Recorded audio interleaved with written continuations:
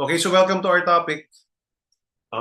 Again, once a month, we talk about personal finance dahil sobrang important to sa ating mga financial advisors or life planners so that we can be, credible when talking to our clients. And at the same time, as you all know, the vision of Starbright, sana po kabisado nyo na, no? Financial independence for every Filipino. Um, 5 words lang yun. Pero sobrang malaman nun. So, kabisaduhin natin yun. Ibig sabihin, every Filipino, hindi lang yung mga clients natin. More importantly, ang priority nun talaga actually is kayo or tayo. Ang goal natin when we retire, even before, as early as possible, we can be financially independent. Diba? Kasama dyan sa pagkakaroon ng insurance, ibig sabihin, hindi tayo dependent sa yung family, hindi dependent sa kita lang ng breadwinner. Diba? So each and everyone can be financially independent. But more importantly, you're able to grow your income. That's number one. And at the same time, hopefully invest, manage your money so that we can have investments that earn passive income, diba? More sources for us. All right. So today will be the introduction. Once a month, we'll be having this topic. Hopefully, we can grow more. Um, so let's define personal finance. Ano ba yung personal finance talaga and bakit ito important? So as you can read here, personal finance refers to the management of your money, including income, expenses, savings, investments, and planning for future financial goals. Kasama rito yung education and retirement, di ba?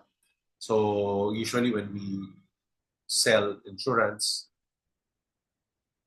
yung future financial goals, accumulation are two of the most exciting conversation that we should be having. Sabi ko nga dapat natututo tayo to go back to selling the dreams, not just the protection, but also the dreams para mas malaki, para mas exciting. Ganon. Hindi lang yung fear, yung binibenta natin. Because when you sell insurance, health insurance and life insurance, it's all about fear. When you sell the future financial goals, it's all about excitement, aspiration, dreams.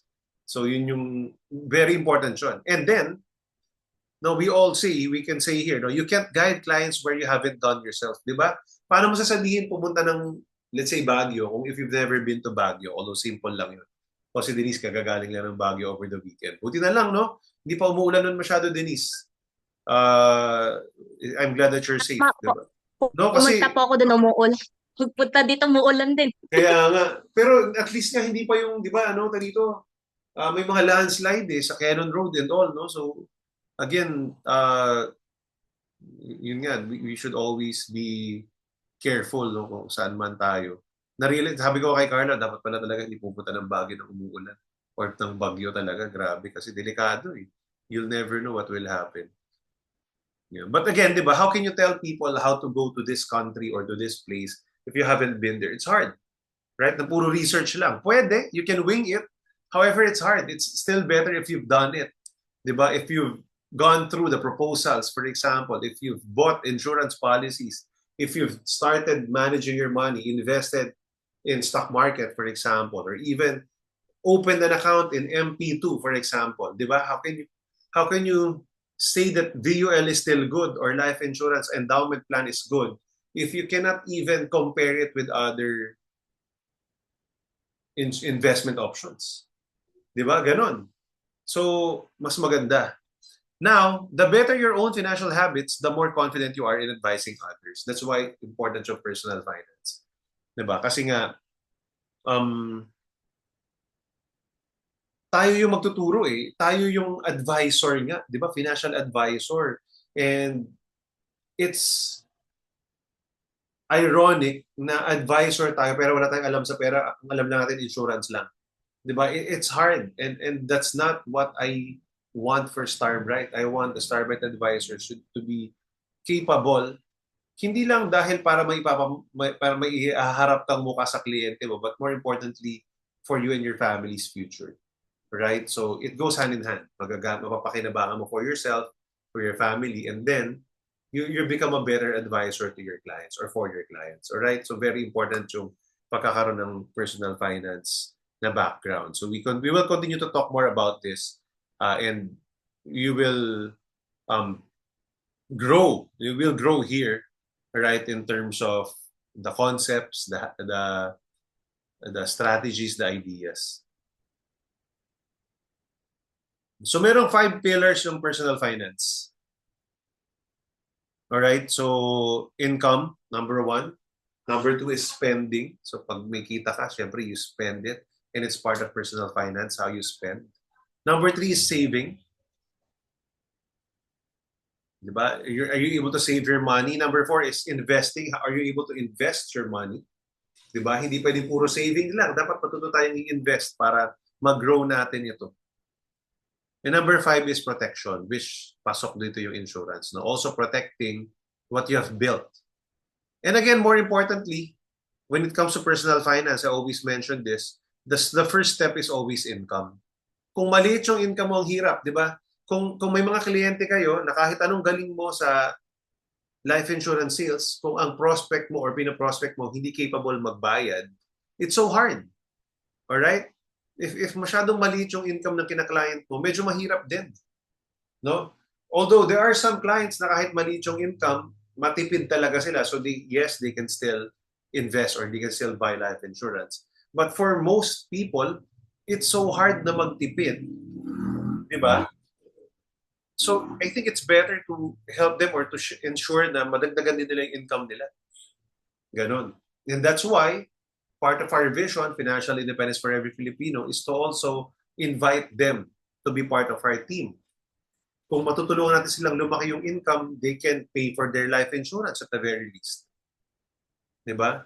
They'll be able to spend well and may maiiwan pa. They will be able to save. They will be able to invest. So it all starts with the income. So para sa inyo to, para sa inyo rin itong mga advisors, you should strive to grow your income. Diba? And how do you grow your income? You grow yourself by attending these types of training and by applying what you learn.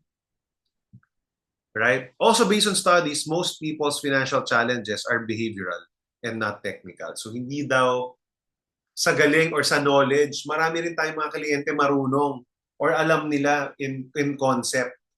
Pero either hindi nila na-apply or meron challenges sa behavior nila, 'di ba? May mga bad experience sila about money or kinalakihan nila about money, natin about money kasi lahat tayo may mga ganong issues din, 'di ba? On how our parents handle their finances na mamana din natin kung minsan. Alright? So tandaan niyo yung 5 pillars of personal finance. Dapat may okay na income. So meaning, as naghahanap tayo ng kliyente, dapat may mga okay din yung income nila para mas madali makabenta. Diba? Dapat matulungan natin silang ma-manage yung spending nila. And sometimes, one way that we can help them is we write down their income and then write down their expenses and probably find kung saan sila doon pwede magtipid. Magagawa mo lang yun, by the way, kung yung kliyente mo talagang na-appreciate niya, o sige, gusto ko talaga ng life insurance eh. Kaya lang parang walang budget ngayon. Okay, so one way to close that. Kung gustong-gusto niya yung insurance, kaya lang hindi niya pa sure kung saan niya kukunin, maybe you can also help them list down and track kung saan pwede magbawas. Alright? Magagawa mo lang yun at makikinig lang siya sa'yo only if gusto niya talaga. Pero hindi kapag yung ayaw niya pa, hindi siya maniniwala, parang pinapakailaman mo lang. Alright? So savings, where can you save your money? And we have saving products already, like our endowment plans. Investing, so somehow maganda na nakakarinig din kayo ng mga other options like the stock market, MP2, real estate, crypto probably, businesses, that's where you invest your money. Diba? Yung maging part owner ka ng company or investor ka ng isang negosyo, that's investing. Diba? Pero syempre, high risk, pwedeng malugi. That's why you put some money to protection or insurance. Alright, so those are the 5 pillars of personal finance. Review lang ito. Very important yung alam din natin yung savings and emergency fund. Right? Saving money gives you a safety net. Alam natin yan. Dapat daw nagsisave tayo ng pera. An emergency fund helps cover unexpected costs like medical bills or job loss. Mawala ng trabaho, mawala ng benta sa ating mga self-employed. Diba? Start small and save regularly in a savings account or digital wallet. It brings peace of mind and reduces stress. So ito, tuturo ko lang itong basic Rule of thumb. Kung may rule of thumb ang life insurance, may rule of thumb din yung emergency funds. Sabi nila 3 to 6 months. For me, pag employed ka 3 to 6 months. 3 months minimum, ideally 6 months. Pag self-employed ka, 6 to 12 months. Kung pwede pa nga more than 12 months. Tayo, karamihan sa atin self-employed. Dapat nga may 1 year tayo na emergency fund. Bakit? Pwedeng mahina ang benta. Di ba? Pwedeng um, kahit may benta ka, mas less yung kita mo sa expenses mo. Di ba? Kasi minsan hindi mo naman basta makontrol yung expenses mo, lalo na if you have a family. If you have bills to pay na regular, like fixed expenses, di ba? So because of that, dapat longer. So ako, I tell this to my business owner clients. A lot of my business owner clients, napapakwentuhan to. Some of my business owner clients, makakwento ko sa kanila na yung emergency fund natin for me at least 6 to 12 months. Yun yung suggestion ko. Kasi nga, pwede talagang abono ka pa sa negosyo mo. It could happen. It could happen talaga. Sa mga virtual assistants, freelancers, di ba, dapat 6 to 12 months. Di ba? So, pag napagkwentuhan lang naman. And then, so, sa tagal ko na sa career na to, na-realize ko na hindi dapat na, kunyari, ay, hindi na lang ako bibili muna ng insurance kasi wala pa akong 3 months or 6 months na emergency fund. Minsan, ganun ang makukuha natin na, what you call this, na objection. Alright? But based on my experience, pag inuna mo yon, ang mangyayari, hindi na sila makakuha ever eh. Parang, ay, hindi rin naman naipon-ipon talaga. So dahil sa nakasanayan nilang habit, hindi rin talaga nila maipon yung emergency fund for most clients, most people. Meron pa akong dating nakausap, o sige, babayaran ko na lang muna yung utang ko. So hinayaan ko, hindi ko pinakuha. Tapos after a few months, ang balita ako, bumili ng kotse, umutang ulit. Hindi pa tapos dun sa, di ba? So dapat bumili na sila ng insurance eh. So ang best situation is, yes, you part of your savings, ilagay mo sa emergency fund, part of it, kung may ini-invest ka, invest mo, but part of it, ibili mo na ng life insurance. So, i-partition mo na yon. Kasi excuse lang yung, iipon ko lang muna ng emergency fund or ibabayad ko lang muna ng utang lahat. Hindi ganun eh. Hindi ganun siya. So, yun. Para at least alam nyo kung paano i-handle yung concern na yun or yung objection na yun. Alright? So understanding income and expenses, ito lang, yung income is the money you earn like a job or freelancer, expenses are what you spend. So ang gusto ko lang sabihin dito is, merong fixed expense and merong variable expenses. Di ba? Yung fixed expense mo, yung rent mo, yung monthly bills mo sa kuryente, tubig, most likely it's almost fixed. Di ba? But yung some of the things na pwede kang makatipid talaga, like yung pagkain sa labas, pag-grab, pag-shopping, di ba? Doon pwede pang makabawas eh. So doon tayo pwedeng may mapagkuhanan na yung budget kasi, ang sagot doon sa walang budget, yung budget na-adjust. Depende sa priorities. So kaya walang budget, hindi niya ang priority ngayon. Baka priority niya yung kumain sa labas, priority niya yung I don't know, what all the things. No? So baka meron lang silang pinagkakagastusan na iba na pwedeng i-shift ng konti to life insurance. Alright? So, ang best advice, track them using apps, notes, or spreadsheets to see where your money goes and where you can cut back. Diba? So, yan po talaga yung suggestion natin. Oops. And then, important din yung mindset. Diba? May dalawang klaseng mindset, scarcity and abundance mindset pagdating sa personal finance. Either isipin natin, money is hard to earn, money is never enough. Hindi ko kaya mag-manage ng pera, kulang yung income ko so I cannot pay for insurance yet, or abundance mindset na there's always a way. I can learn how to manage money or I deserve to be wealthy. Diba? Kayo rin po, no? I deserve, kaya ko maging MDRT. I deserve to earn 6 figures a month, 100,000 a month. Diba? It's all about mindset. I deserve yung ganitong klaseng income dahil magaling ako, dahil I put in the effort. Alright? Diba? So, there's always a way to make this happen para kumita ako. Ganyan. Diba? Oy, matutunan ko rin mag-manage ng money kahit hindi ako sanay before. Or nakakatamad mag-track ng expenses is too much work. Diba? It's a scarcity mindset. Or even though challenging yan, gagawin ko siya kasi kailangan. And I know I deserve better results. Diba? So it's all about the mindset. And you can also tell that to your clients. It's a practice. So let me share with you briefly yung habits of financially successful people. Number one is living below your means. Make sure na hopefully you're spending less than what you earn. That's the number one rule in personal finance. Naalala ko nung nag-talk kami ni Denise sa PUP last December. Ito yung isang major topic ko. The number one rule in personal finance is spend less than you earn. Ibig sabihin, hindi naman laging kailangan magtipid. Ibig sabihin lang, lakihan mo yung income mo more than what you need. And it's still living below your needs. Dapat lagi may natitira. Number two is pay yourself first. Hindi laging bills yung unahin mong bayaran, yung utang yung una mong babayaran, although important yun. Diba? You pay Meralco first, you pay your credit card first, you pay your Netflix first, you pay your internet connection first, you pay the school of your kids first. Okay, important yun. But pay yourself first. Ibig sabihin, you save and hopefully you invest that. Investing for your future, buying, let's say, endowment plans, is paying yourself first. All right? Number three, tracking expenses. Important na, if not monthly, at least once in a while, you write down saan napupunta yung pera mo so that you would know where you can adjust, saan masyadong malaki, saan pwede pang, di ba? Meron din akong isang realization dyan na parang, let's say, ay, hindi ako masyadong nag-spend dun sa, let's say, sa lifestyle, no? Kasi meron akong mga accounts na ganyan. So parang hindi ako masyadong, let's say, nag-eat out, for example, or I don't buy new clothes on a regular basis or masyadong tinitipid on that part. So sometimes yun yung realization ko na maybe I should spend more on that. So that's how tracking expenses helps. And later yung topic ni Denise will also be related to that. Number four, investing consistently. Financially successful people, they invest consistently. It doesn't always mean panalo, but they invest so that they learn through the process. Right? You buy VUL. So let's say buying VUL, it's sometimes negative, but it's better than not investing at all. Diba? Because you learn through the process.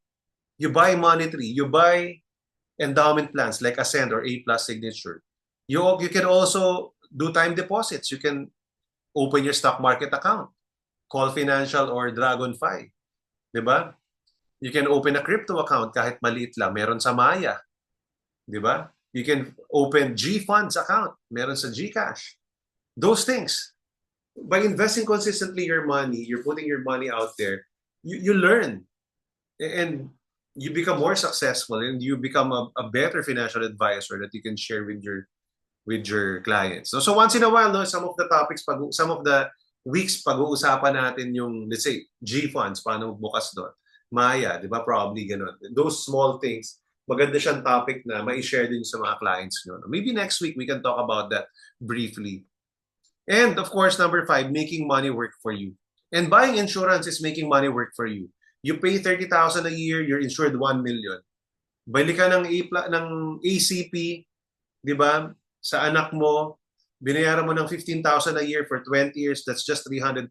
Anything happens, it becomes 1 million. It's making money work for you. It's not always just investing. It's not always just starting a business that you make money work for you. In fact, buying life insurance is making money work for you.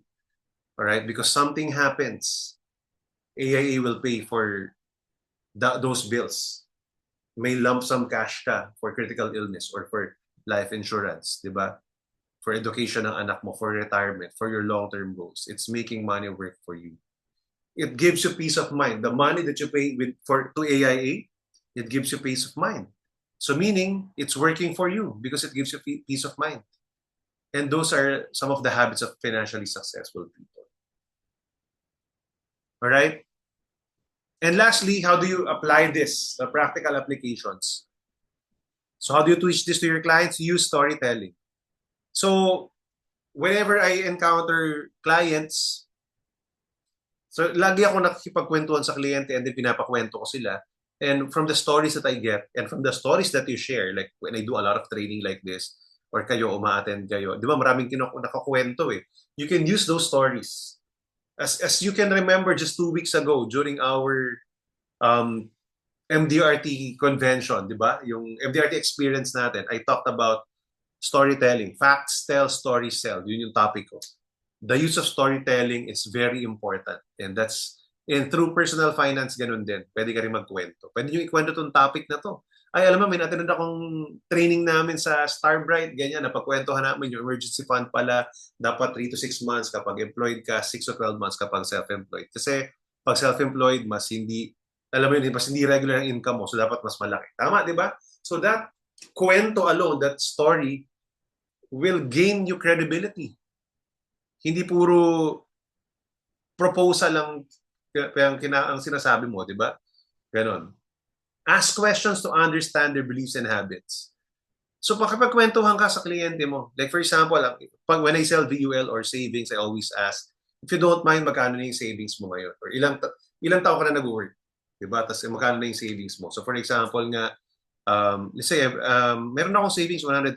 Oh, wow, very good. May 100,000 ka na. How many years have you been working? Let's say sinabi niya, 20 years, 40 years old na siya. So, 100,000 divided by 20 years, that's just 5,000 a year. You're able to save 5,000 a year for the past 20 years. Meron ka 100,000. Are you happy with that? Na meron kang na-save na 100,000? Sabihin niya, could be yes, could be no. Do you think it could be better? Definitely yes. Alright, so now, pag ganun ang naging sagot, mabibenta ko na yung plan ko. The AIA plan could be a VUL plan, could be an endowment plan, na kapag naglagay ka ng pera rito, for sure, for the next 20 years, mas malaki maiipon mo. Let's just talk about Ascend. For example, save ka lang ng 100,000 a year, may 1 million ka at age 65, tapos may 25,000 ka every year, starting at the end of year 6. Something like that, di ba? So, sa kwentuhan, nakukuha ko ng beliefs nila.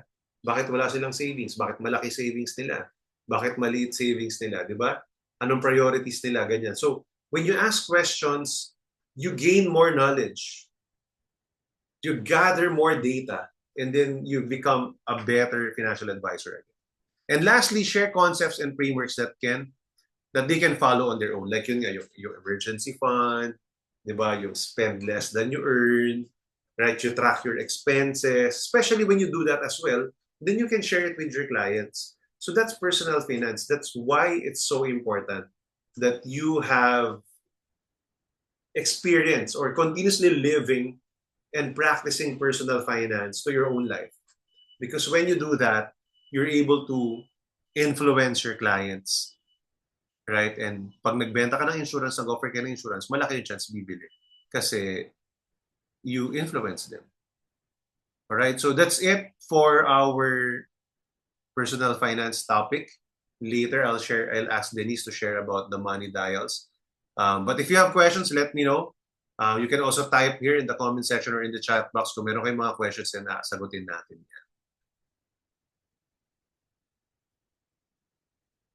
Also, please share. I want you to type ano yung biggest realization nyo or ano yung either new lesson na napulot nyo or yung na-remind kayo, na-reinforce na learning or belief. So go ahead and type in the comment section para matutunan natin.